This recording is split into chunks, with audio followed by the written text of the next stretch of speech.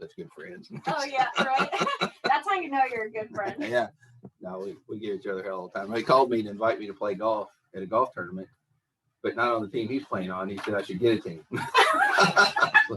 Yeah, I'm getting ready to My team is full. Yeah, I'm getting ready to text him and say, we're having some people over for dinner, but we're kind of full. But bring your own food. My neighbors are having people over too, so they may have room if you want to go eat dinner with my neighbors. That is funny.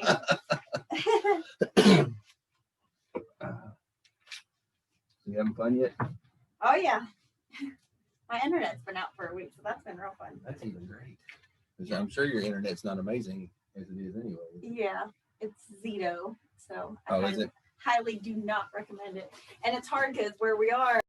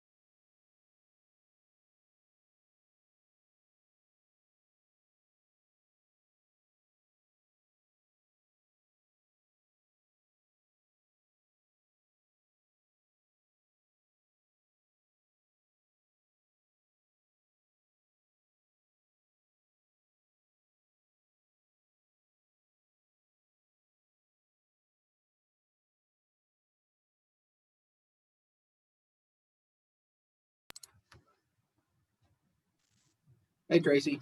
Hello. We got Crystal here. Have you met Crystal yet? I don't think so.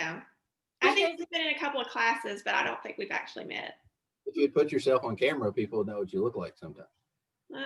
That's tough to do when I'm at home. She's like, not today. Well, I'm in the jammies, drinking a cup of coffee.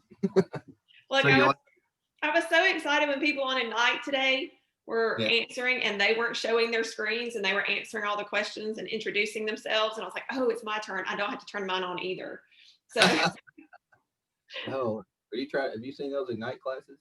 I saw you post about it. I meant to jump on, but my internet's just been not working. Yeah. You can come in here and do it if you wanted to. I know it's a little bit of a drive. Yeah. It's probably by far my favorite so far. And they're recording all of them. So that's why I saw that it was being recorded. So I was like, okay, cool. At least I can. Yeah, because that's the Louisville East Keller Williams is what's hosting it. Okay. Yeah. And Linda is actually teaching the last class. Nice. Like the 12th class. And then we're going to start doing Ignite in January, February, the 2.0. Hey. She's still at the bank. That's okay. She said she'd be here with you. Oh, get that thing. Yeah. Yeah, Dora's still at the bank. She'll be a few minutes, Tracy. Oh, you're good. I'm trying to figure out how Seth does his Zoom. Like, instead of having his name, he has his nice little headshot there, and I can't figure it out. You have to go into your Zoom. If you have a Zoom account profile, yeah, you can put your picture in there. If you go. Well, it's got my picture like up in the little corner, but I can't get it to actually move to the screen. I don't. It doesn't make sense. Mine like that, but I'm ugly, so I don't even want that up there. I did mine too because I was driving one day listening to a thing. I'm like, hey, I'll just do this so you can at least see my face. Yeah. While we're waiting on Dora, I'll share my screen and we'll see if we can figure it out. Yeah, I can get it like on my cell phone, but I can't get it on my Zoom account. It should do it for both, I would think. Yeah. I'm not very Zoom savvy. I mean, I know how to make you all watch ourselves. Let's see. I like taking my classes on the computer instead of my little phone. Yeah. So you see my screen? Yes. So do you have a Zoom account like where you can log in? Yeah, my picture's actually right there where you have your picture here? Mm-hmm. Okay, so gotta put something there, I guess, don't I? I don't know what I have on this computer that I could put. I could have a ton of other people's pictures. Oh, look at all those nice pictures. Yeah. I got picture of other people. Kardic's a lot better. Look at me. I'm gonna put Kardic's picture up there. Hold on. That'd be awesome. Yeah. Let's see. There's my stepdaughters there, and stepson, stepdaughter's my boy. That's what I'll put a picture of my son up there. He'll be real happy. He was so excited I took this picture. Oh, file size is too big. Let's see. But it's got to be something in a setting. Let me see which one of these. Can I put any of these? Nope. Maybe that's why I don't have a picture up here. Let's see. Yeah, I got a picture of a bottle of wine. How bad is that? I mean, if that's what floats your boat over there. No. Actually, I have never had a drink alcohol in my life. That is not a joke. If I started drinking right now, y'all just find me on the floor in the hallway. There we go. Are you seriously putting a unicorn up? Put the unicorn up. I'm surprised it's not a flamingo. Okay. Well, I already had this one up here for Brian. So let's see. I want to stop the share and just see if that shows for me if I stop my video. Nope, still got my name, doesn't it? Yeah. So that's what mine is. Like Okay. So wait a minute. If I go to my 3 pictures up here. And I tried right clicking where it says start video at the bottom, and it has choose a virtual background. Maybe it's video settings. Like here. Maybe, I don't know. Always show video. Maybe. You see, I've never really.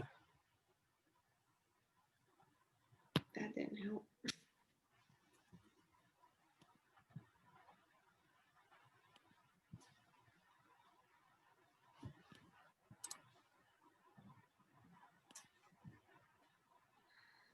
Oh wait, I need to touch up my appearance.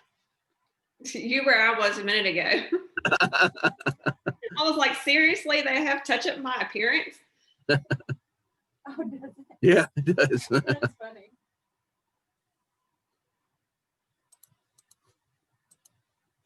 Huh. Let's see. Let me go back. Let's go back to this one. Yeah, you don't like the unicorn? Do it. You don't like the unicorn? Is that what you're saying? That's what floats your boat. You're good with it. I actually downloaded that for Brian's sake.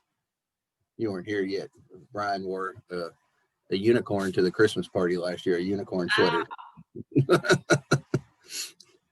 My Brian has a unicorn riding on Santa sleigh or a reindeer or something. So that's funny. Yeah. Let's see. I got like a virtual background thing, but it didn't. There's no way, like, I don't know. Let's see. Meeting. I wonder if it's mirror my video. No. Now that just makes your picture flip flop. So frustrating. Shouldn't be that hard. Like there's got to be.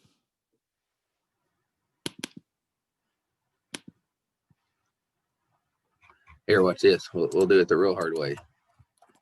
Ask YouTube. Yep.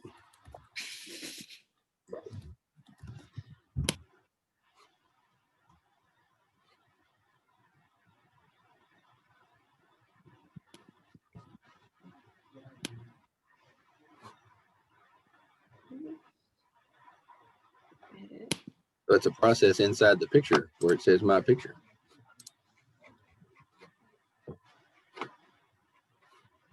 If I go to profile, change. No. I do like that though. That's nice. Save. Edit. Hey, What's sorry, going I on? was late. You're okay, Dora. Thank you. Yeah, Dora's stuck at the bank real quick, so she'll be here in a second. Right. That's where I was. You know, Trey, how to get, because I'm Zoom illiterate. Tracy wants that to be like her picture Instead of my name. instead of her name. So do you know where would I would go to do that? Okay, so Is it in here? because I know there's. Let me get on my. When you're on Yeah. the Zoom, you can even choose it. Yeah, because you can choose the background because that's what we did in college. Yeah. Professor was he didn't really like it, Because I've done it before and I just can't for the life of me find it. And I'm wondering if I have to, since I've done it, I have to get out and get back in. but yeah, there should be a way to like change it while you're doing it. Well, that's what I thought too. Nope, it's not a subscription.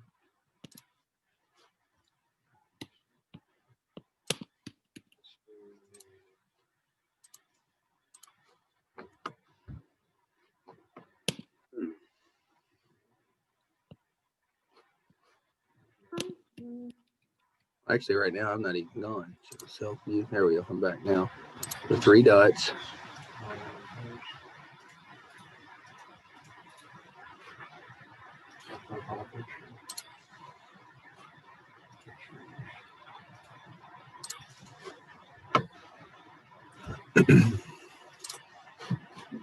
Hey, did you ever post while I'm sitting here and nobody's here? Did you ever post that graph that we talked about in that meeting the other day?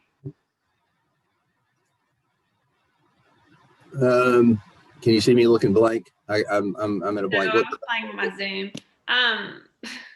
It was a graph that had the somebody in the class had it, and you said that you would put it out there for us because it was a great idea as to how she had it. I have to find my notes because I was like, oh, that's really cool because she takes it to her clients, and it was like an L graph. Is that ringing a bell? Oh, you thinking what Michelle did? Yes. I have not put that out there. I'll get that from Michelle and have her do it, or I'll do it myself here. Hopefully today. I'll text her. I honestly, that completely slipped my mind, so I appreciate you reminding. See, I just thought put your picture up there, then it was there. It should work that way. If you put in your profile picture and then turn off video, it should pull it. Turn off video. So if I go to stop video, Or just click the. Yeah, just click So where are you at? You can just click the stop video, the icon. where are you talking about? Just the icon right there. The stop video. Oh, icon. stop video. Yeah. No, see. That's what it did for mine. Though, is your. So if I'm back here, Okay, that should be it. That's it.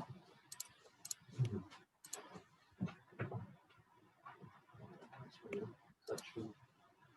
I thought that should just do it as it is. Unless there's a setting somewhere where I turned it off.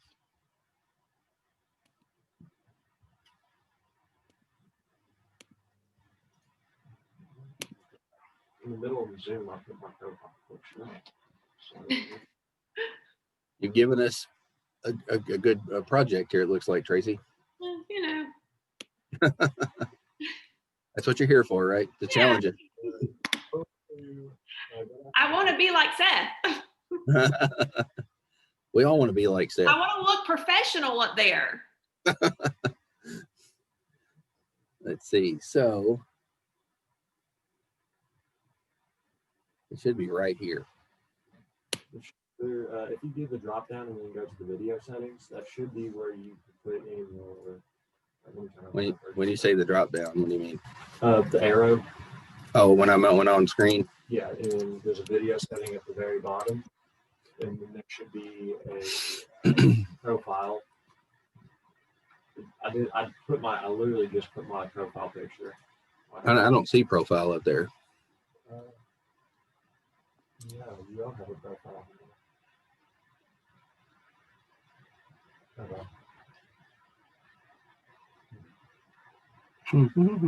Okay, yeah, that's not. Maybe general.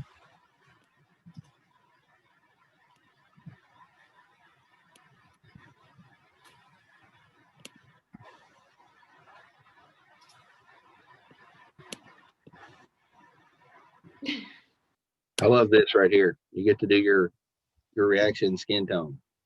Yeah. I should have done mine clear. I mean, I'm so Irish.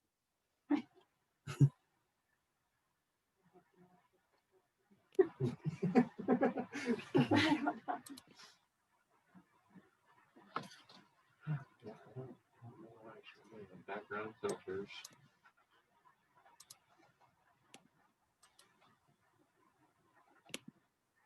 That's one of my favorites right there. Weekend at Bernie's. Oh, yeah. Because if you do it just right, you're sitting down right here in front of Bernie.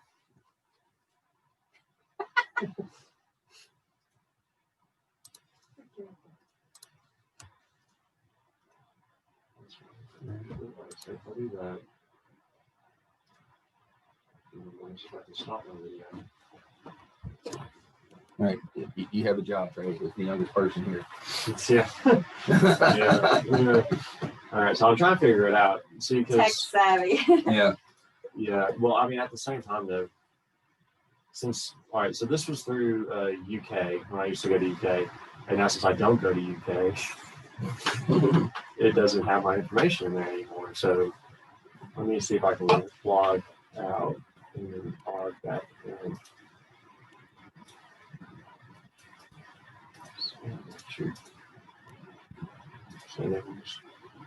Yes, I'm here, Tracy. You're good. I just got your text. I was like, there's nobody there, and it's after 10, so.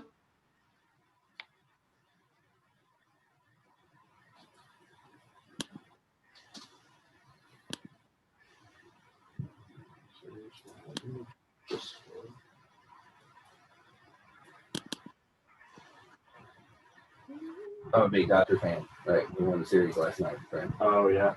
So I just texted Evan and said, so what's my budget for swag?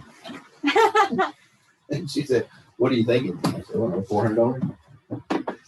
$400, that's all. Yeah. I mean, with that, I could probably get 3 sweatshirts. 4 sweatshirts. One of my clients, he's such a huge Clemson fan, and so when he walked up yesterday, I was showing him a house. He had a Clemson hat, Clemson jacket, Clemson shirt, Clemson. I can't say it. It's hard. Yeah, and shorts, and then matching shoes, and then he showed me his socks. And so he's a huge Clemson fan. Or a billboard. Yeah. Yeah. Just tell me. I might get a hoodie and a golf shirt. I'm gonna be it. Did y'all see this? This is kind of fun.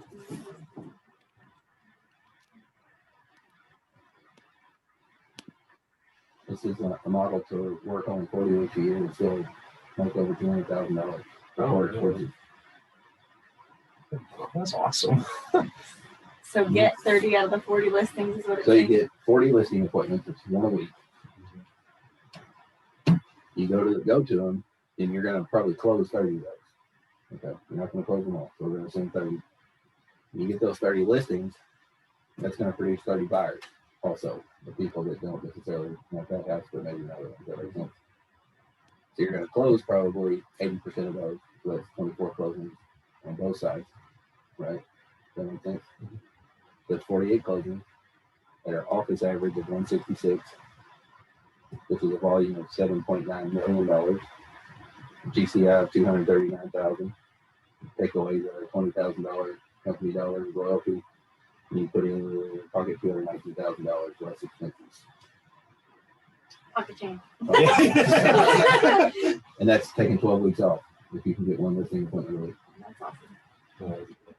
Mm-hmm. I need to go with that. Right now I have all buyers, so. But you're going to start that. Is that usually how it works? Okay. Yeah. Here, did you see that, Tracy? I'll show it to you. Can you see it, or does that block out all the light? I'll take a picture and text it to you. It's getting darker and darker. Yeah, I guess, okay, I can see it now. Yeah. Yeah. Is I it- have them. is it clear? Does it make sense? Cool stuff with the kids at home, and they're easy to like. It looks put magnets backwards to and me. stuff on. But yeah, I was thinking the same thing. You get one just for like this kind of stuff. I have just notebooks and. I have terrible penmanship too, but does it make any sense at all? No. It doesn't make sense. No. It's like I was explaining. Does it look backwards to you? It's really weird. No, I can see it. It's not backwards. So you're trying to get, it's 40 listing appointments that you're going to Okay. schedule. yourself, okay? Kind of like your other stuff. We're going to assume you're going to close 30 of those appointments. So Okay. you have 30 listings, right? Okay. From those 30 listings, you're going to get 30 buyers also. They might Okay. not want that house, but they're going to want another house. Does that make sense? Right. So we're going to assume you're going to close 80% of the listings, which is 24, 80% of the buyers, which is 24, for a total of 48 closings. Are you with me? Yeah. That makes sense? Yep. Our office averages 166,000 per unit. Okay. So that's $7.9 million in volume. 7968 in volume, Okay. which is $239,040 in GCI. Take away royalties and company dollar, and then any other expense you have, and then that's how much you pocket's $219,000 before expenses. Gotcha. Nice. Mhm. So what's this contract class about? You'll have to ask them. I don't know where we are. Well, I knew that I did that one at the beginning. I just didn't know if it was the same type of one or what. They're going into more detail about them, I think. Okay. I think y'all were here last week too, right? Yes. Yeah. Yeah. We were going over the various different contracts and but, yeah, we're going over like the various There's a different plug under there. Oh, there is. Yeah. I remember those from like elementary school. Plug. Yeah. I don't think we have one in mind. We all go in the auditorium on rainy days and watch movies.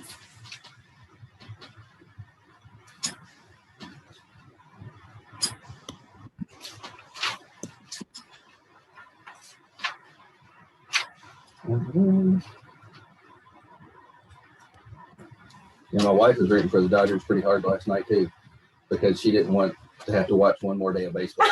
That's why. She's like, come on. Yeah.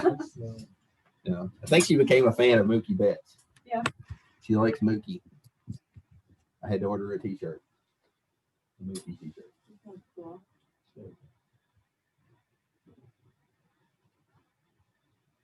I haven't been to a baseball game in a while. They're fun to go to. Yeah, I usually go every year. With COVID this year, the Cardinals didn't host.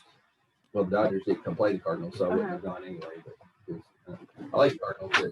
But if I'm limiting myself to 1 or 2 games a year, it's going to be a Dodger. The Dodger games, yeah, exactly. Yeah, I'll go to Atlanta to see them. I don't mind driving. But I'm spoiled, so when I go, I spend a ton on tickets because I like to be able to touch the dugout. Yeah. That's where I like to sit. Nice. Want to hear the conversations? Yep, I do. Like the last one I went to in St. Louis, the Dodger game, was like the dugout was here, and I was sitting right here. Like I could look this way and see all the way up and down the dugout. That's And cool. the cameras were right there. So it was really cool. So That's very neat. you get to listen to them talk, when they come in, come in the dugout from the field, each at bat. They're on the bats. Yeah. Yeah. I learned a few words too. It's pretty cool. Oh, yeah. Yeah, that's part of the game I like. I enjoy sitting up and watching where I can't hear, but I love Yeah. right on And it. the action. When I go to a game and just get whatever ticket I could afford, and I'd go to 10, 12 a year. But now it's just 1 or 2, and it's been too much money. Yeah. And we used to go to like Supercross and everything, and at like the Angels Stadium. We lived in California, so we would go to baseball games, and then we'd go either Angels or Dodgers, and then I've been to Dodger Stadium. yeah, have you? Yeah, Yeah. I enjoyed that. I got there. I was in line. I was the first car in line with the gates closed. So I got to go in early. Nice. Yeah, for like baseball games, yeah, I would like to be down there, but at first we're like, oh yeah, Supercross, let's be down low, and it's like, well, that doesn't really work out too much because you can only see so much of the track. So then we ended up buying seats at the top because then you could see the full track of everybody going on Hey, the Dora. motorcycles. Yeah. Well, that's kind of the way football games are too. Everybody says, I want to sit right down Yeah. there, but then you don't. You can only see so much. Yeah. Watching a game like this. Yeah. The first game I went to, I got the 11th row behind the Steelers. That went in St. Louis. Mhm. And it was really good for that half of the field because it was really hard to see. I was on the 40-yard line. Yeah. When they got down there, you just couldn't see it well. Then you catch yourself watching the TV. Yeah. Well, I could have done this at home. hi. What page you need me to pull up? Tracy's on. Um, Do you need me to share a screen? What? Back to Last time we were just kind of going over, I think, general about contracts. Okay. Do you need Paragon up or something? Or I need a doctor code. dot loop. Yeah, we kind of had a Yeah. question answer kind of thing. Tracy, are you seeing that screen? I see you That's well, and your Coke. I was gonna say, what is he drinking? yeah. Don't tell anybody. Now do you see it? Yes, sir. There you go. All right. Awesome. I'll let you have it. And I'm gonna run and pick out countertops again. Well, I had to go to the bank and get earnest money check for Lana because some title company wouldn't accept our Email check. email checks. Oh goodness. Oh, yeah. So Marvin Wilson and Edible does not accept them, but this is actually a title company out of somewhere else. I don't even know. Louisville, I think. Oh wow. It's kind of weird though because it has the account and routing numbers on the printable things. It does. I mean, That's just and crazy. they are just like we, So, I mean, luckily the bank doesn't charge me to get those, but unfortunately, I'm the only one who can go get them. Oh man. And actually, I was going to give it to you today, but then Lana texted me this morning and said she's actually going to be in Paducah at noon. So I said, okay, no problem. So, All right, well, I'll let y'all have it. all And right, I'm I'm gonna just go. going to sign in as you. That's fine. Make dot loop think I'm working. Oh, bless. So I get to pick out the color of the countertop, right? I thought Linda had already done that. Yeah, she changed her mind about the front desk. She wants a darker gray Ooh, that'd be pretty. on the top end. That'd be good. That's all to me. Oh, bless. Are you colorblind? Because all the guys in my family are. I'm not colorblind. I mean, Okay, I might be boring, but I'm not. gotcha. See y'all later, guys. See ya. So I think we've already went through the consumer guide to agency and talked about that. Have y'all read through that and understand what you're having them sign? Tracy, you Yes, good with? I remember this. Okay, good deal. Seller's disclosure. Very important thing about this is that you can fill in the address on the pages for them. I usually do if I'm going to be going to a listing, I put that so they don't. I mean, it saves them a few extra minutes not having to write that on every page. So I do that. But other than that, please don't ever fill those out unless it's just a circumstance where they can't. We had one of our agents had like a blind person. So obviously he couldn't fill it out, but he could answer the questions. And, so the main thing about this is that they fill it out the best they can.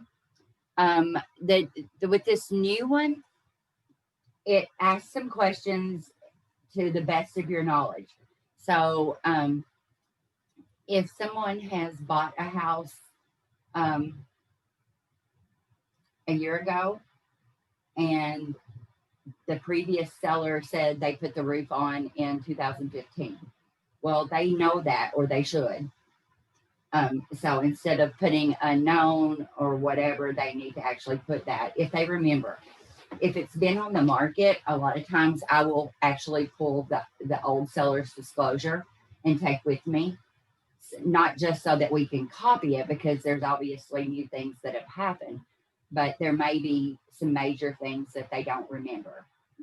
How do you find that? Like the old. So if you go on Paragon and Trey had 123 Main Street listed and I sold it, and now you're going to list it. You just go in the quick search and type 123 Main Street and don't put a status. Okay. Just make it be blank, just the address only, and pull it up. And then that way you'll be able to see if it was on the market previously. Okay. Which is a good thing, especially if you're going to list something. Mhm. I always try and go back through the old listing look at the square footage that the agent had, look at and compare that to like the PVA. We had Melinda had an agent or a listing not long ago, and when not her current sellers, but the sellers prior, when they were doing something, they had a small fire in the attic of the garage. And her new seller, the new sellers, they didn't remember that. I mean, it was on the previous disclosure. So when the home inspector went, then they felt like those sellers were hiding it or attempting to hide it, because what they did is they replaced any of the boards that were burnt, but if they had just a little bit of charcoal on, they didn't replace all of them. But I mean, they had taken the roof off and everything, but it scared the new buyers. Wow. And so the deal fell through. And, so they went back and redone those sellers disclosures, because I mean, it was an honest mistake. It wasn't, they weren't trying to hide anything. It didn't happen while they lived there.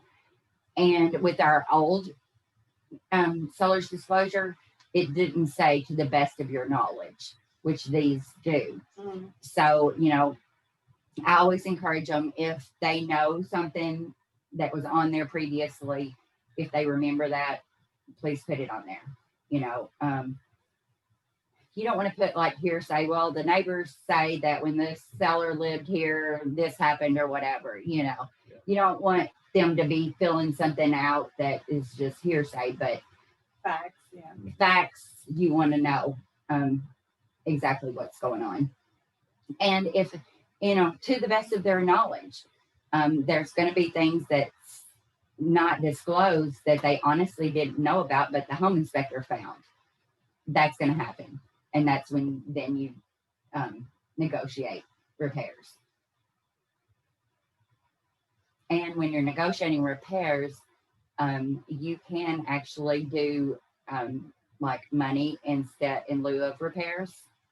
So, and depending on what type of loan they're getting, you can say the seller agrees to give the buyer $1,000 in lieu of these repairs. And that's on your repair request. You don't want to, a lot of times you don't really want to share that with the loan company, because certain loans won't allow for the buyers to get money back at closing. So depending on how it's worded, you have to kind of look at that. So you would just send that to the attorney's office, the closing agency? You when you get to closing, most of the time, the attorney's office will send you a listing agent sheet and a buying agent sheet that you fill out. And that's where you put on there if you're going to have a home warranty or any of those things that they need to collect for at closing. Okay. Transaction fees. Mm-hmm. Those kind of things. You make sure they know up front to put that on there. Okay. And that's a good thing when the buyer has to have a closing disclosure 3 days prior to closing to review. So I always try that 3 days before closing and say, hey, have you received this yet? And because if the title company or attorney's office hasn't shared it with you, that way you can get your eyes on it and see if there's anything that's missing that needs to be added or what on there. Okay. A lot of times when you're looking for that, it's more if it's seller paid closing costs and stuff. You want to make sure that you get your buyer gets the whole. If it's $4,000, they get all $4,000. Some agents or some attorneys will just do a line that says, they take it from the seller and give it to the buyer, just a solid line. Used to, they would break it up and you had to go through and add every single thing. Yeah. Add the things that actually were buyers' closing costs to make sure that they got that. it's a little bit better now if they do that flat line. It makes it easier on all of us, but just in case it's not a flat line, you need to make sure that you add those and they're getting their full amount that they can.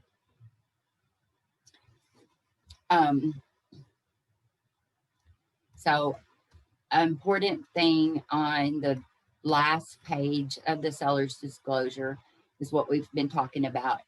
So number 14, the seller certification, that is saying that the sellers have filled this out to the best of their knowledge. So the box below that is if they couldn't fill it out and you had to fill it out. So that's where you would put in your name and then they would sign. The third line is if they refuse to fill out this form, you're going to have some people, if it's a foreclosure or something like that, and you're representing the seller, they're going to not fill that out because they don't know anything about it. And they're probably going to sign the part that says they refuse to sign. And normally a foreclosure or anything like that, the bank will supply their own seller's disclosure. It just states that they've never lived there. And you'll see that a lot. If somebody has,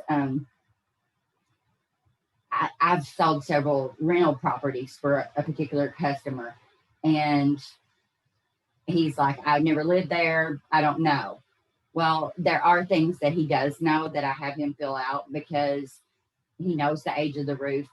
You know, if they have done repairs, you know, I replaced the roof on this at this time. I replaced the heat and air because those are important things, especially if they're big ticket items. Plumbing issues or whatever. Yeah. You know, I just listed one yesterday, and they've owned the property for 3 years and they've been redoing it. And I mean, they basically gutted it, but they went through and filled out the whole thing because it's kind of a unique property because it's got 2 actual living places, spots. So the front has been completely gutted and redone. So they put in there what all they have done to the property, even though they haven't technically lived in the front part of the house. So if they know about it, it needs to go on here. Something important that I don't know that we've talked about that y'all will get dinged on if you don't do it. So up here, it says seller's signature and date. Down on all 5 pages where the initials are, it says date and time. So if they're not signing it through dotloop, you need to make sure that the time is on there. On any of the documents that say, if it just says date, we're okay with just putting the date on there. But if it says date and time, Yeah, date and time. you have to have the date and the time. I just have them date and time everything just to be in that habit, whether it says time or not. Well, yeah, plus it's like a paper trail too. Exactly. Yeah. It's beneficial, but you know, sometimes if they up here, they didn't put the time, they only put the date. We're not going to send it back because it only required the date. But be mindful though of the date and the time. And you know, some of the people that you deal with will, if you started at 5 o'clock and at 10 after 5, they're signing another document, they're going to sign 5 on one at 5:10 or 5:03 or, you know, and that's okay. If they just do 5 o'clock all the way through, I'm okay with that too. You know, I don't have. You don't have to have the seconds. I don't have to have the seconds. Exactly. Yeah. Yeah, and I was wondering too, what's the point of the initials on the very last page if you already have their signatures? Is it the time? It honestly, yeah. It to me it doesn't matter. And a lot of people will forget that. And so yeah, but it's a state form, and they made it out. They're signing the last page, so you know they've seen it. Exactly. So yeah. Can't answer that one. Somebody at some point in time decided that we needed that, so we used that. But yeah, just be mindful of any of your documents, because my girls that do the compliance for us, they'll send it back if it says date and time and you don't have the time.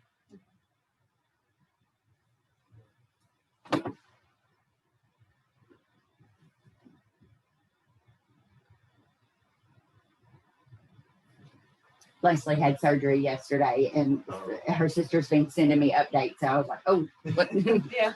So, any questions about seller's disclosure? Tracy? I'm good. Okay.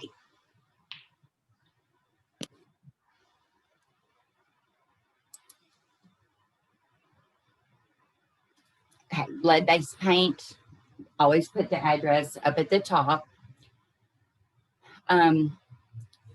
You notice there are initial boxes, which most people don't know if there's ever been lead-based paint. It's from 1978. So if the house was built in 78 or prior, we have to have this lead-based disclosure filled out. This is a federal form, so I'm really particular about you making sure you have it signed. The paper has, if you have the seller has no knowledge of lead-based paint, you do the initials there. If you do it in dot loop, it puts the date and time. If you don't, it's okay if they just put the initials there. They shouldn't send it back to you for that.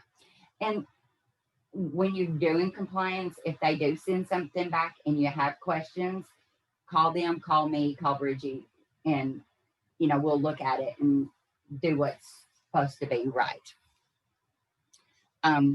So when you're doing the listing part, you're going to have them fill out no knowledge and no reports. Generally, I've been doing this for 22 years. I've never seen the other boxes checked. I was gonna say, if somebody did want to do a lead-based paint inspection, how do you go about that? There are specific people who can go in and test for that. Okay. I've never had that. Okay. Because if it was built in 1978, most of the time it's been painted over. Right. So yeah, I mean the longer it gets away from 1978, the less likely of somebody knowing, but they can actually have a test. And that's here in the purchaser's part. What they're initialing is saying that they received copies of all information listed above. Well, if there's nothing to receive, they don't have to check that. They don't have to initial that first box. The Protect Your Family from Lead in Your Home pamphlet is in dot loop. I never printed. It's like 24 pages and it's a waste of paper. Yeah. Just to email it to them and that they viewed it. Yeah. So they're saying they viewed it. So then E says they received a 10-day opportunity to conduct a risk assessment. So they can have it inspected, or they waive the opportunity to have the inspection. One of the main places that you'll see other agents in other offices that miss is agent's acknowledgement that they have informed the seller of their obligations. For some reason, they miss initialing that. So if you miss it in our office, you're going to get it sent back and say, hey, sign this or initial this. And then same thing down here. I've seen them sent back, you got the buyer or you got the sellers to sign and then you forgot to sign. We're going to send it back to you and say, hey, sign this. So, and this, again, it only says date. So if the time's not there, it's okay. We're not going to send it back, or we shouldn't. If we do, it's okay.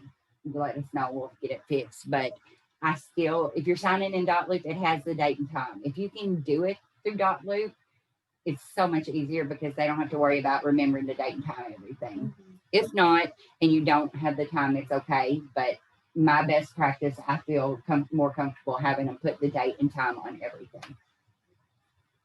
Any questions about lead-based paint? On the contract, do you usually mark the part that says we do have a 10-day period to inspect for lead-based paint?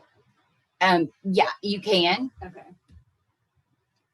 And it's up to them whether they want to actually have that done. Like I said, I've been doing it for 22 years and I've not had Yeah. anybody opt to have a lead-based paint test. Right. Okay.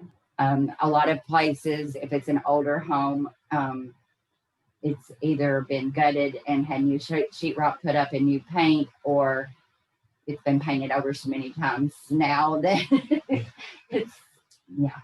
But I mean, there still could be that one person that says, "Hey, I want to have a lead-based paint test," and that's okay. They have that opportunity to do that. Okay. If they say they want that lead-based paint, the buyer would be responsible for it, though, right?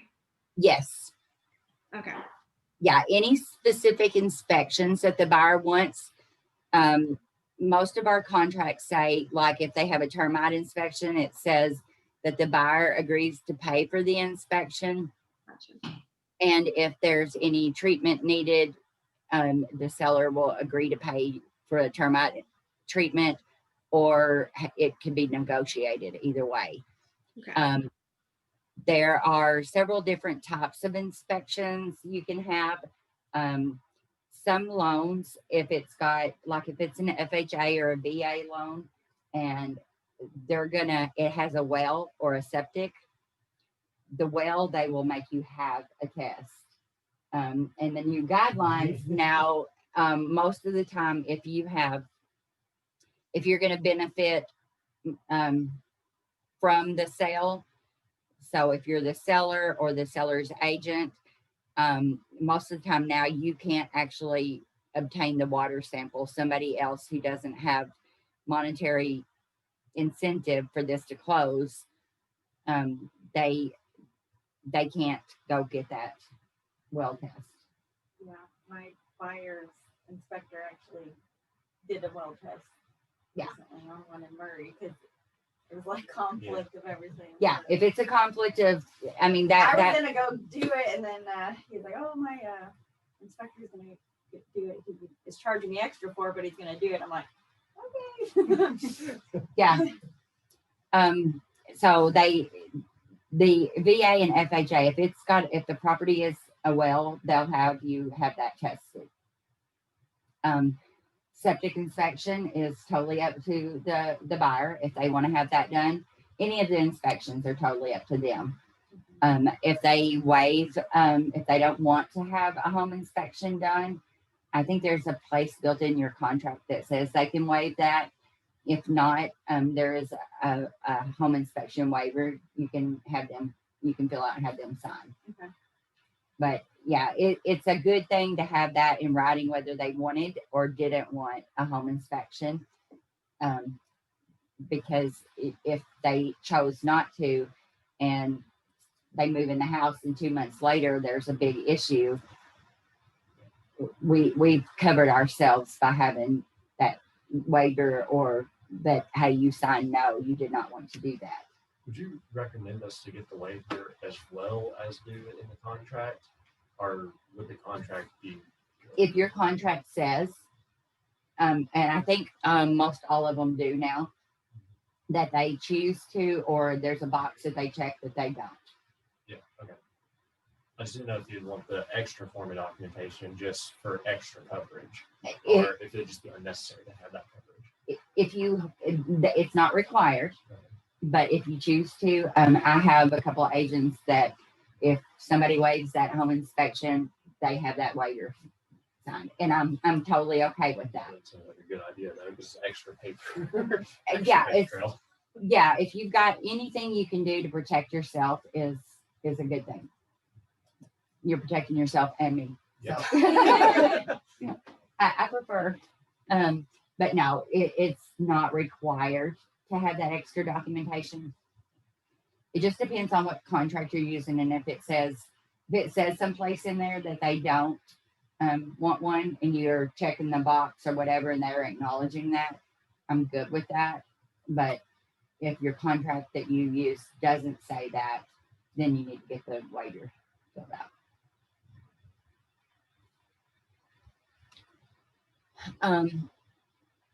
there's different people say different ways. So if you've got a lead-based paint disclosure and you're representing both the seller and the buyer, I sign both places for agent. Either way, I think is acceptable. I do it just because I'm like, okay, I'm representing the seller, and you already know that, but I'm also representing the buyer, so I sign it twice. Okay. I prefer you to sign it twice, but if you're representing both. So there's like no confusion at all. Yeah. That way, you can say, you'll know by looking at that form that you were a dual agent on that.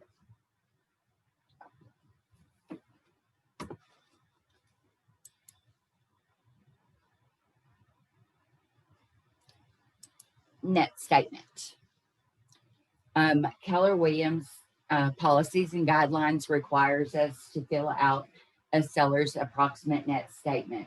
It's an educational tool, and it is a good place for you when you're doing the sellers to put the transaction fee. So you just put the date in, the property address. You fill out the seller. When you're doing the initial listing, you're going to leave the buyer blank, and the sale price is going to be what you're listing it for.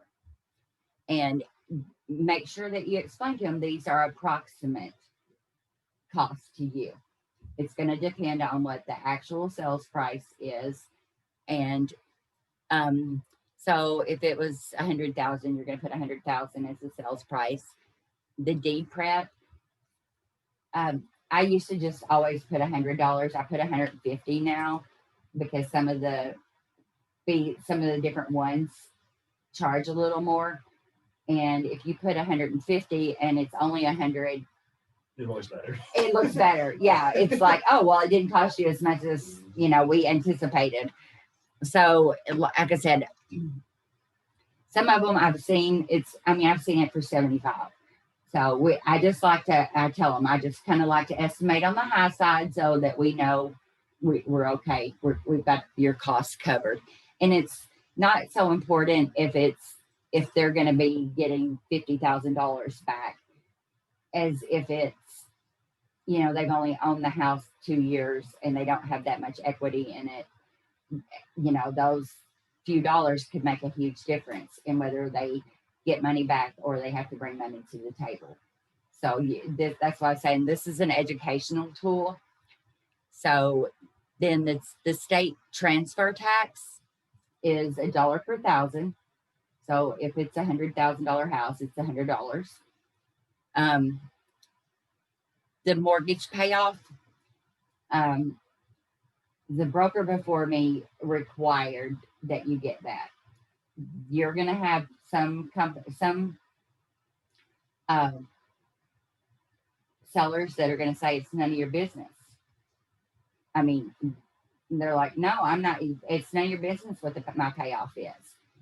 If they choose to give you the payoff, that's great. If they don't, it's okay too. You're going to give them what these other costs are. And if they know they still owe $75,000 on this house and we've got it at 100 and we're filling out these other costs, they're going to know, okay, I've got this much cost. I've got 5,000 costs here to close and then my payoff.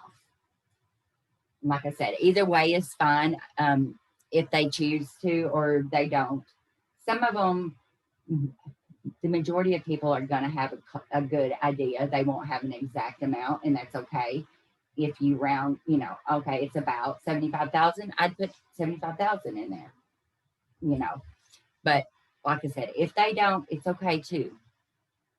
The professional fee is where your commission goes. So, the list price times your 6%, or a lot of times if it's land or commercial, I charge 10%. Some agents will do 8%.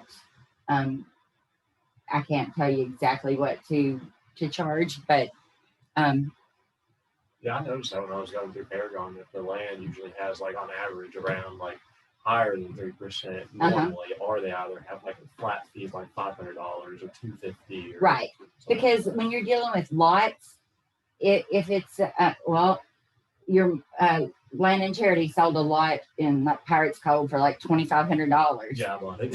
Oh, okay. Oh, you bought it? Yeah. Okay, I knew that it was a family, but well, if it hadn't have been family, they could have charged, a flat $500 fee on both sides.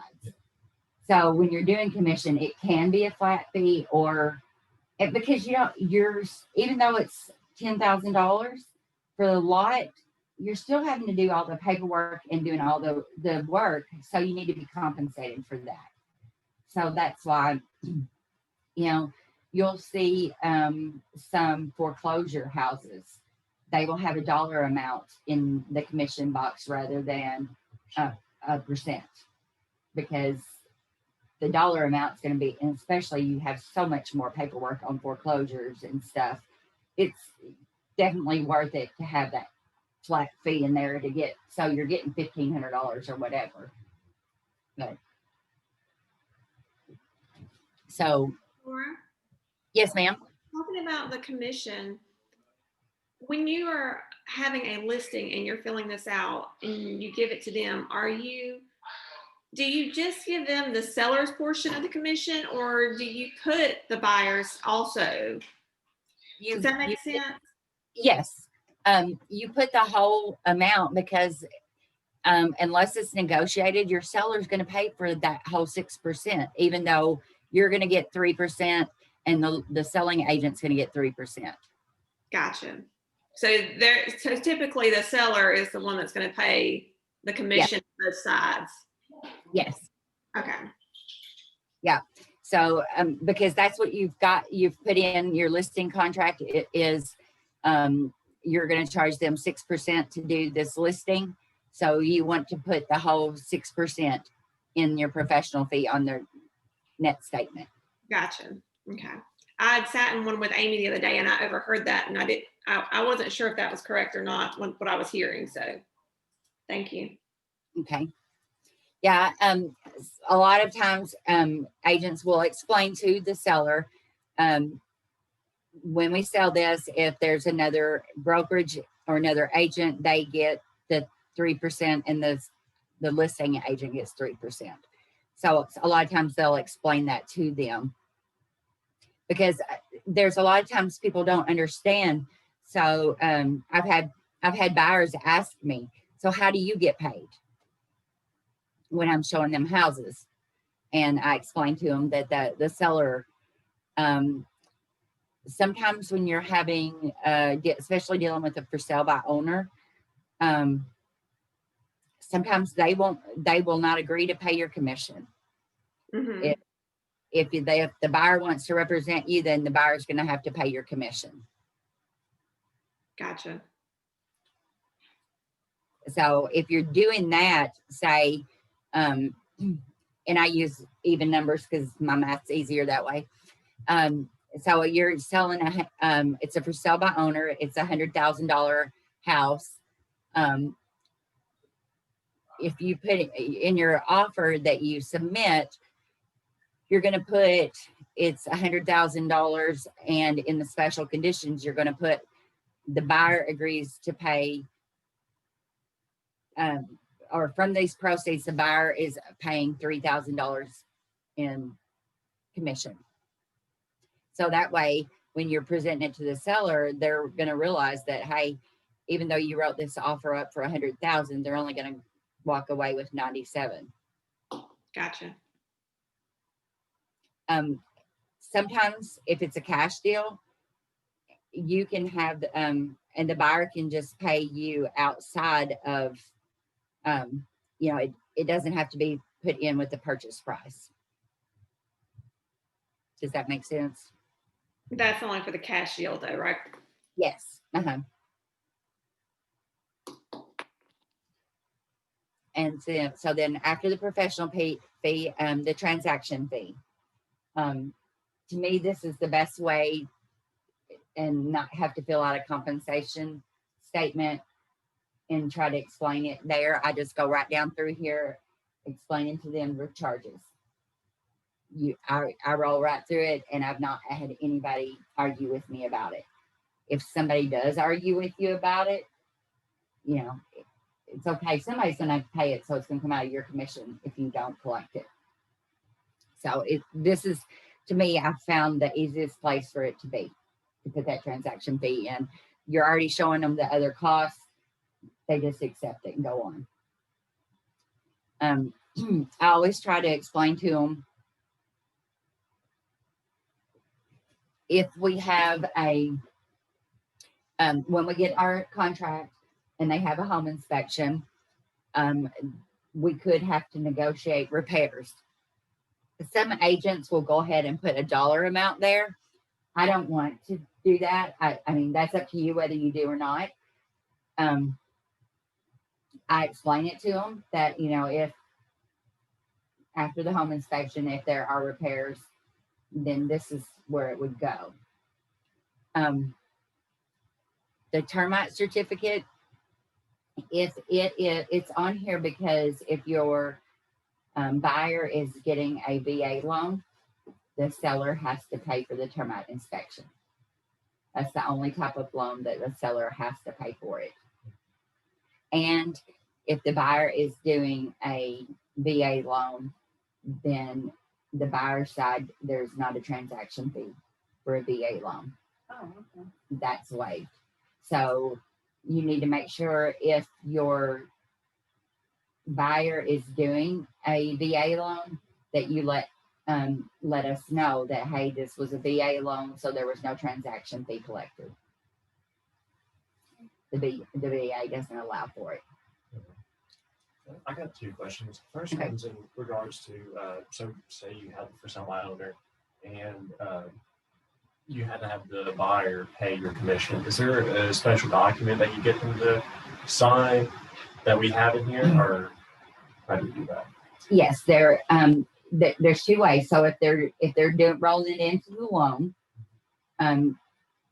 say the seller says, I want $100,000 on my part, and the buyer's going to agree to pay your commission, and they want to finance all of that, you can do the purchase price at $103,000, and then in your special conditions write that $3,000 of this purchase price is going towards the the selling agent's commission. Okay, and that's the big contract. Right? That's the normal regular contract. I will have to look. There is another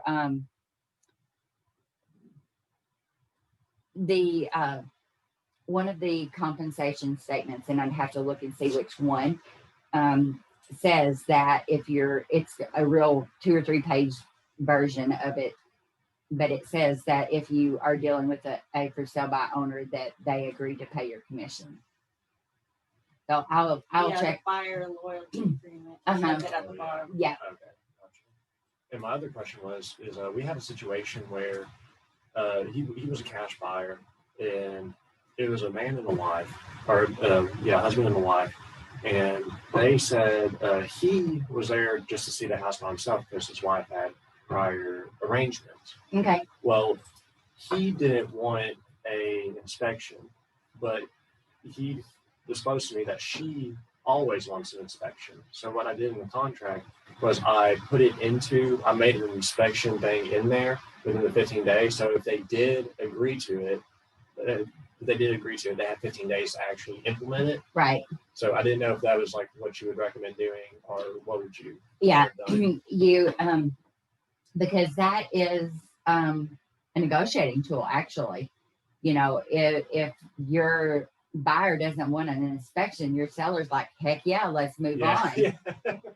Because you don't have that inspection period then to wait. So that means the appraisal is going to be done quicker. And that's something important. If your buyer waives that inspection, you need to make sure that the loan officer knows that, hey, we're past inspection period. You know, Just like bypass stuff, whatever. And Yes. Jump right on to getting your appraisal ordered and stuff, which will allow you to close quicker. There is a Keller Mortgage Mastermind video class to watch tomorrow. I think it's at 11 o'clock, a Zoom. Keller Mortgage, they can close in 21 days. And the reason they do that, as soon as you send them the purchase contract, they go on right then and order the appraisal, whether they're having inspections or not. And they will eat the cost of the appraisal if it's done and the inspections come back bad and the deal falls apart. Yes, because that's good too, because I remember a time where I forgot what it was, but some loan officer ordered an appraisal, but we could not get a hold of the appraiser because they had to reschedule so many different times. And it was like a few days in that period or something. It was like a 15-day period, and we were approaching this the second to last day of that period. Mhm. And we were calling anybody that we could find with that name. And turns out like they were somewhere in like central Illinois. And I was like, what? So it was really confusing for a second. But they got the appraisal done. So Okay. it worked. It worked out. This is close on. Well, that 15-day period is just for your inspections. That's not for the appraisal. Yeah, the inspection was done first. I don't know. I didn't know the actual day period it was. I just said 15 because there was a day period. Just forgot what day that the period was. Gotcha. Yeah, and that's important. As soon as you've had your home inspection, and if you've had to negotiate your repairs and all that, it's really important to get with your loan officer, your buyer's loan officer, and say, hey, inspections are done. We're negotiated. We're ready for the appraisal to be ordered. I had a buyer who's cash buyer, and she got her inspection report back. Didn't seem like anything she wanted to do with it. Everything was fine. Then she got the appraisal back, and it appraised $15,000 less. So she didn't necessarily ask to go down to that value. She was still okay with paying the $210 versus $195. But then all of a sudden, she wanted to bring up stuff on the repair sheet, and even though it was after the 15 days. And so I had called the listing agent, just kind of like, hey, this is what's going on. Didn't appraise for that much. And she was just like, wow. And I'm like, well, now she's wondering, if we can get a couple of these things done, like the gutter system. And just, it really wasn't that much. She's like, well, you're past like the 15 days. I'm like, well, she's not asking to lower it by 15,000. She's only asking for these couple little things. So Right. Is it okay to, even though it's after that 15 days, kind of? You can ask. Okay, But that's what I said. At least we can ask, Yeah. but Yeah, you can always ask, but it'd be in that particular case, it was okay because she didn't want to lower it 15,000. right. You're not going to have that very often, because it's most of the time though, if it's listed, unless it's just some crazy amount, Yeah. they're gonna appraise. Yeah, because it was listed at 219. She offered 210, and then it appraised for 195. It's an unfinished property, so I think that's kind of where it's. Where the value Right. loss. Okay, that makes more sense. But yeah, there's going to be a time that it's something's not going to appraise, and most of the time you have to either go back to the seller and say, okay, it didn't appraise, so you're going to we want to renegotiate the sale price. Right. Sometimes the seller's gonna agree to that, sometimes So you not. just do an amendment to the contract. Mhm. Okay. Yeah, I was kind of like, oh shoot, what do I do now? You know what I mean? Like, oh, that's kind of a big chunk of money, but she didn't really bat an eye at that. It was like, okay. Yeah. Well, and with it being unfinished, I mean, she could see the value that was going to be there. Right. So, and yeah, if you're dealing with a cash sale though, did you write in the purchase contract that it had to appraise? It's in the contract, yeah, that it, like check the box that it should have, even though it's cash, it should appraise at this amount. Okay. Or higher, I think is what the terminology is. Well, that's an important part about a cash deal, because that mortgage paragraph is in there and it protects your buyer if it doesn't appraise. Mm-hmm. If it doesn't appraise, then hey, I can't get the loan for that amount, and that gives them an out. if it doesn't appraise and it's a cash deal and you haven't put in there that it has to appraise, then there can be a problem. Okay. And so like that 15 days that we're talking about, that's usually what I put on there too, 15 days for inspection. The last one I put 21 days just because getting a hold of inspectors and everything has been like harder to get them scheduled. But is it has to be done in that 15 days, but if you get your report back in like 17 days, how does like something like that work? There's an extension. You can do an extension, Okay. and that is on that same amendment to the contract. Okay. There's a place that says extend inspection period until such and such date. Okay. So yeah, if your purchase contract says 15 days, you got that 15 days. And the new state contract, it explains it great because it says on the very front page before you start with anything, it says this contract deals in calendar days. And if it's accepted, say it's accepted on the 15th, the next calendar day is the date that your inspections period starts. Okay. So I you was have, like, wondering that too. Plus one Okay. day in a sense. Yeah, well, because if you don't get your agreed upon purchase contract back till 10 o'clock at night, Right.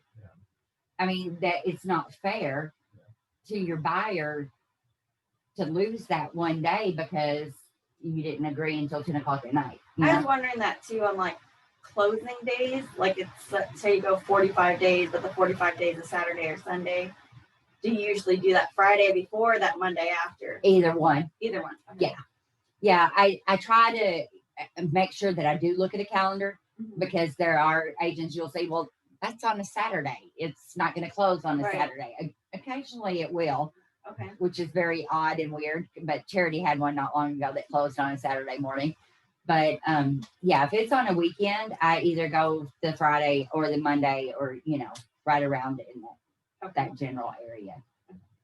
How many days do you typically give the other, like, how many days do you typically give the other party to either approve or decline the Repair request. the contract, the overall contract? Because I normally do 2 to 3 days, but I knew I worked with my buyers. Well, so long story short, my buyers, she is coming from Santa Fe to Paducah. So there's that time gap anyways, but she had to go on various different plane rides.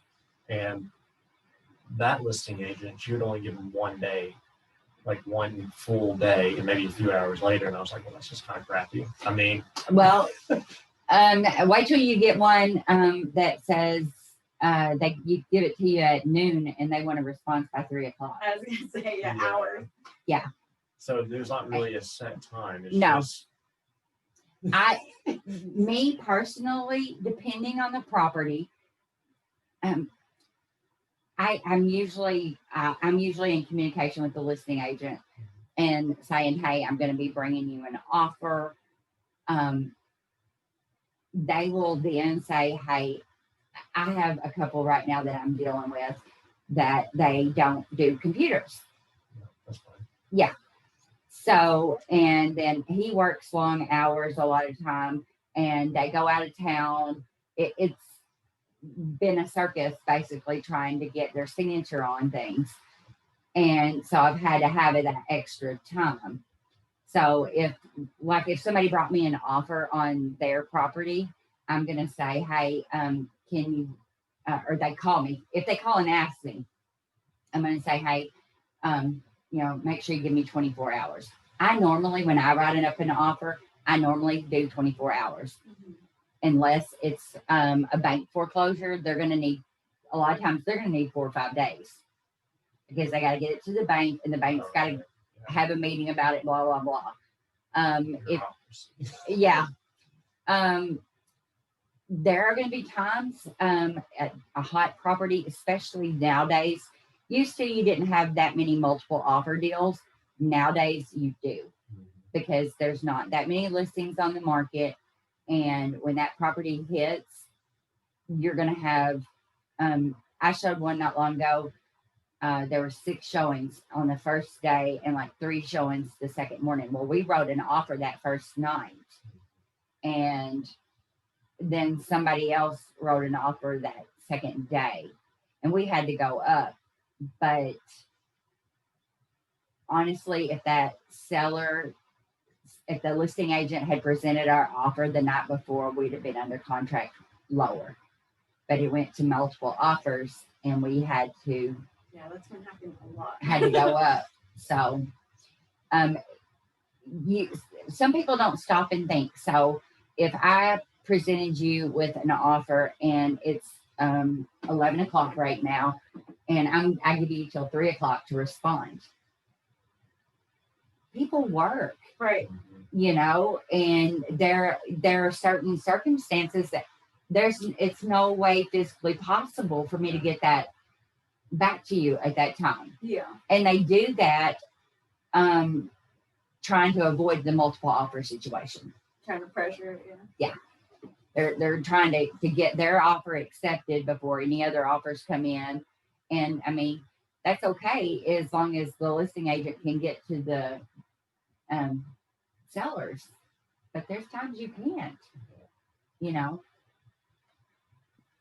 So Dora, do you typically contact? No, it's like, I was sitting right here. You made us all jump, Tracy. I'm sorry.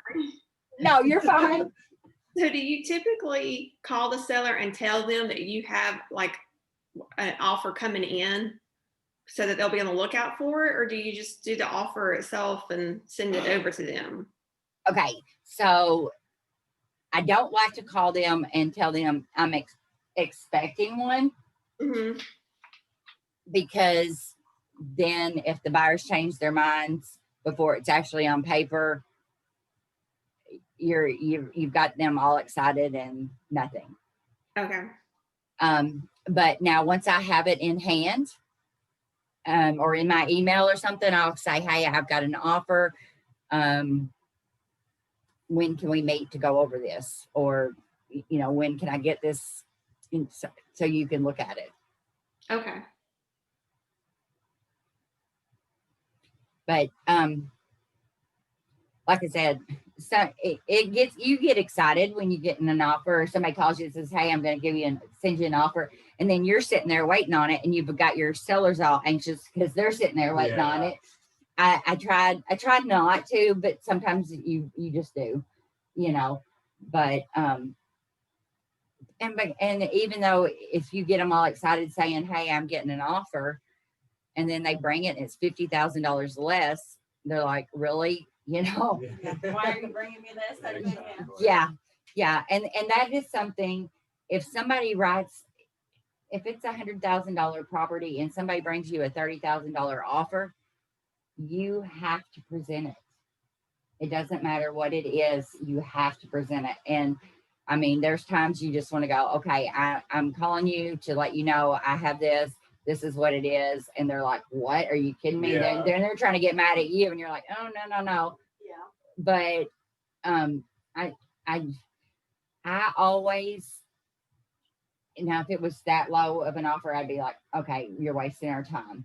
But if most of the time they're going to lowball you just to see how much your sellers are willing to come off the purchase price. Especially if it's been on the market for a couple of months, it's like, okay, you don't know their circumstances. Let's see if they'll take less. And I always try to encourage my sellers to counter. That way it keeps the communication open.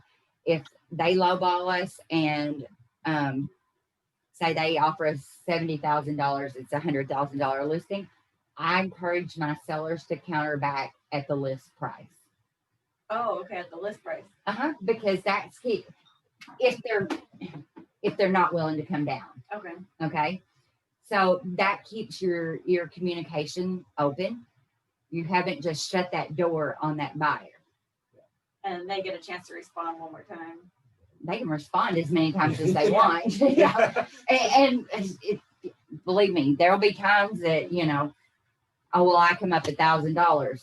Really? Yeah. it is what it is. Sometimes that $1,000 is important, sometimes it's not. But if my sellers are just pissed off because they got lowball offer, instead of just rejecting it, I'd say, well, let's counter back at list price and keep those doors open rather than just. Yeah, I had a buyer who wanted to offer like $25,000 less than list price. And so I called before I sent the offer to the listing agent. I was like, hey, I'm letting you know I'm sending this offer over. I didn't tell her how much, but like this is the reason why we're sending it at this. Like they're gonna take the garage all the way down and rebuild it. So it's like just to give it a little bit of base before I just send over a less than $25,000. Yeah. Well, I mean, and that I had somebody show one of my listings this past Saturday. It's listed at $199.9. And in her feedback to me, she said the sellers or the buyers like the property, but they're really only willing to pay $175. So I told my seller that, and he's like, okay, yeah, whatever. And so then she called me and said, is it worth me writing it up? Well, if your people are willing to negotiate and come up, I mean, we had already had an offer that was just under the list price that we accepted, and then they couldn't get their financing. So, he knows already, hey, look, we could have, there's going to be some people that are you're going to know up front they've listed it way too high. Yeah. There was an occasion where yeah. And you have the option of saying, okay, I'm not going to list it at that. And one of the ways to explain that to them is, okay, you list with me at 100,000 and for 6 months, and it doesn't sell because the value is only 75,000. Yeah. So then the next agent comes along and lists it at 85,000 and sells it immediately. Well, you've wasted 6 months worth of your time, my time, if you'd have listened to me. So there's times that, you don't have to take the listing at what they want just because, if you think it's way too much money for it and you're going to be spinning your wheels, you don't have to take it. So Charity had a client, and we hit the 1 year mark actually from them. Yeah. Well, not with the listing. Like so basically, long story short, we sold them wood in the past, and that's how we got their business in a sense. And well, they needed help moving out, so our family helped them move out. So it was a situation where they said that they had to move out, but they weren't. It was a bad location. It wasn't a bad location. It was just a poor location for where their house is. So there wasn't really that much anything going on there. Well, they wanted to list it for like something way higher than what it actually was. Well, Charity talked them down to it. It's like, well, it should be about this much. And I think she said like 85,000 or something. No, they wanted to do $99.9, just $100 less than what they talked it down to. And then Charity tried to talk it down again because she was trying to get it to be sold, because it was a situation where they had to get out. And oh my gosh, yeah, we started at like 8 that morning and didn't come home until 3 o'clock the previous morning because we had to move all the stuff to Henderson. Wow. Yeah, it was a very entertaining day. So did it sell? Yeah, it sold. Yeah, that's the 1 year mark from when it sold. Oh, okay. It was just like a week ago or something. Yeah, there's going to be some sellers that just think their property is worth a whole lot more than it actually is. I took a listing one time and I knew it was priced too high, but the location was awesome for my sign to be sitting. I love awesome. I mean, that seriously, it was a state highway, and that was getting my sign out there and people seeing it, my name, my picture, and recognizing it. So, She's like, hey, Yeah. catch me on the highway. so there are things, it benefited me having my sign there. Because I've sold several properties on that road since. Yeah. But and Oh, for me, good. fortunately for me, that one, the mother ended up moving in. It was a vacant house, so the people who owned it, her mother moved in there, and we took it off the market, which was okay with me because it was, like I said, it was too high, but I wanted that sign location. Yeah. You don't always want to do that because then it's like, okay, if it sits there for a year, then you're like, oh shit. Yeah. Yeah. The more I'm realizing this, though, it's like there's a lot more strategy. Uh-huh. Yeah. Yeah. I knew that there was strategy, but I didn't realize how much strategy. And it's just like 40 chess. And I'm just like, oh my gosh. Yeah. It's some of it's a game or a gamble that, and when you're representing the buyer, you're trying to get the best deal for them, and when you're representing the seller, you're trying to get the best for them.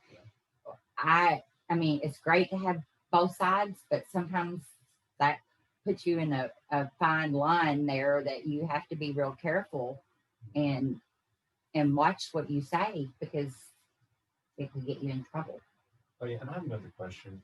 So, from my class, I believe Kentucky is one of those states where if you do have a verbal offer and then a verbal agreement, is that defendable? But I also read in my class that it's not defendable because it's verbal. But because Kentucky is a state like that, I read that it is defendable in court. Okay, I just wanted to make sure. No, it is. You have nothing until it's in writing. Okay, that makes the What most about sense. like email or text? Does that count, or it has to be a contract? It has to have a contract. You have to have that contract. Okay. Yeah, you can. A lot of times, up front, for me personally, I want to see a purchase contract. Don't give me something verbal, because it's not just the price; it's the type of loan. If it's cash, the closing date, the contingencies.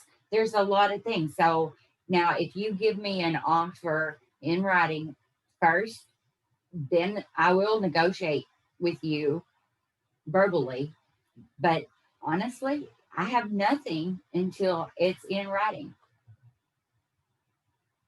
So there's people who say, well, is it worth my time to write this up, or can we just do this verbally? Well, we can, but if a written offer comes in, that's a lot more. That's stronger. That's stronger than you having to sending me text messages or a phone call. And it's not binding until it's in writing and both parties have signed.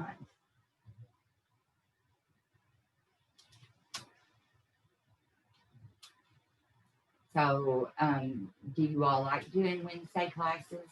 Yeah, I enjoy it. I learn a lot. Okay. Well, Definitely. yeah. So, let me just grab my calendar real quick. Normally I wouldn't have been so late today but I had to go to the bank and. You're fine. You have a lot going on. Yeah, honestly, yeah. Well, and normally I would do it on till 12, but Leslie had surgery yesterday and I'm showing a house for her at noon today that's real important that's being shown. So let me grab my calendar real quick just to make sure I don't have anything next Wednesday. Oh, you like that? The calendar? Yeah, your calendar. Yeah, actually, my grandma gave it to me because, like, we do the homeschool stuff with the kids, and so she had like all these calendars that she gets from different things, and she had given this one. I had it in their stack of school stuff. I'm like, I'm just gonna take that one. Like, they don't really need this one. We have other ones for them, so it's thin enough that I could just slip in there and. But it's big enough that you can actually like write down. Exactly. Yeah, I have all my appointments or whatever on here, and then check in on this one and check on that one. It's kind of crazy how October is literally done. Like I we're know. basically done with October now. It's nuts.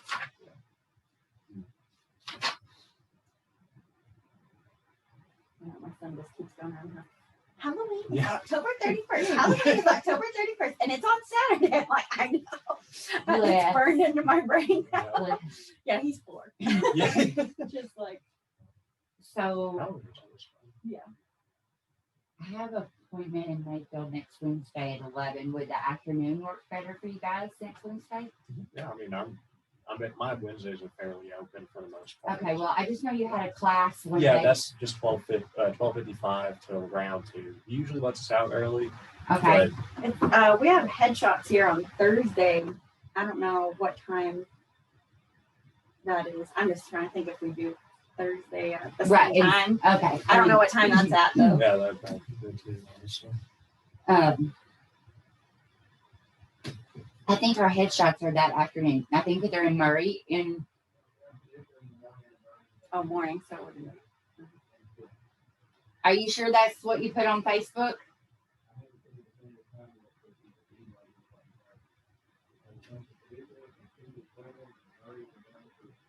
Okay, so where in our office is he going to be taking the photos?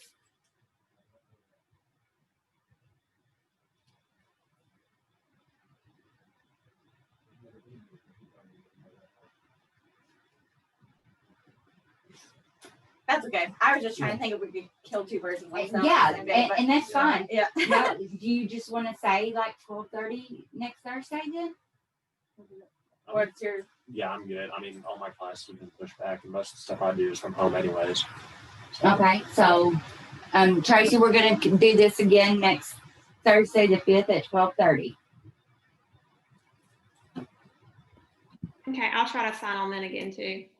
Okay, just let me know if you're going to, and that way we can zoom you in. Okay, sounds good. Yeah, I kind of did this as just a refresh because we did this when I first came on board. So Right. Okay, yep. So I've got it down for contract class next Thursday at 12:30. Perfect. Thank you. sounds good. Bye, guys. Bye. Bye. Bye.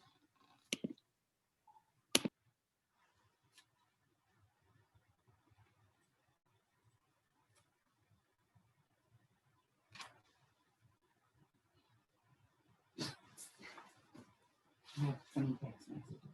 Lord. Oh, that's a lot of fun. I was with on that one lady you were telling us about last week. Oh yeah, every Yeah. single second you have to. Oh, that was for the other building, right? Mhm. Oh, bless. That's Oh, mistake. Oh, yeah. She was texting me yesterday because she saw the show by owner on Facebook. Oh, yeah. She was telling me about that. oh, you get it all then. Oh, Yeah. Is she like a older lady? Just Yeah. yeah, probably. Mm-hmm. Lives by herself.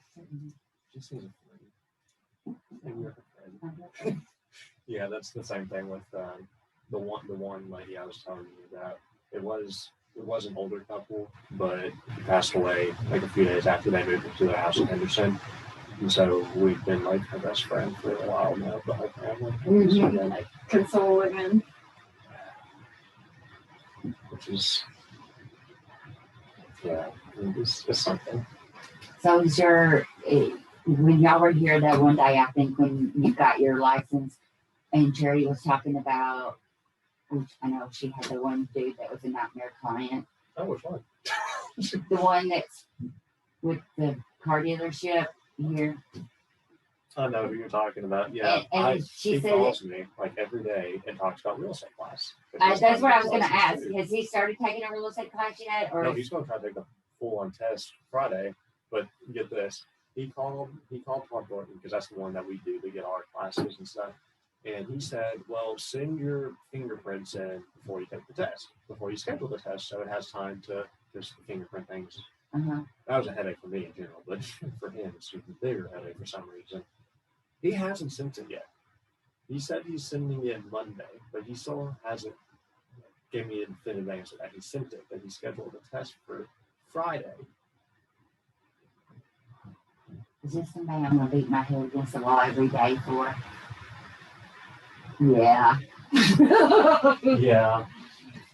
See, I got a call about him, but And I was thinking it was one of my agents that was being the nightmare, and then I found out it was not my agent. He was giving her a nightmare. Bless. How many yard signs do you recommend getting for sale signs?